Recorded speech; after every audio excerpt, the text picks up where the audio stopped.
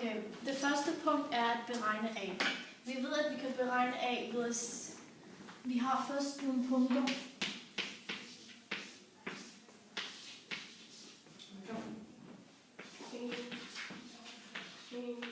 Vi ved, at vi kan beregne A ved at minus... Vi har fået tildelt.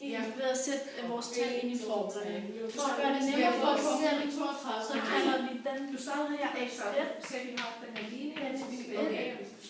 x2. Vi har den her linje, der hedder y lige med ax plus b. Nu kan vi sætte vores tal ind i formlen. 30,43. y2, det viser sig minus f. at være y2, det er 20.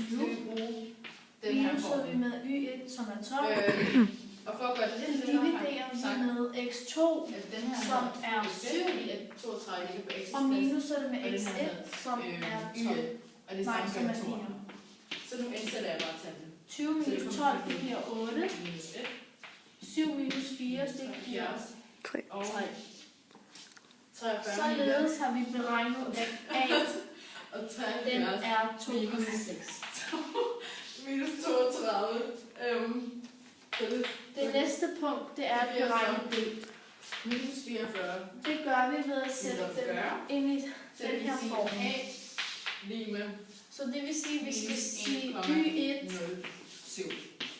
y1, som er 12, B skal vi bruge den minus den her A, som vi lige har beregnet, minus 2,6. Så skal jeg bare indsætte tallene på hver af os. Og den ganger vi med x1, som er 4. 73.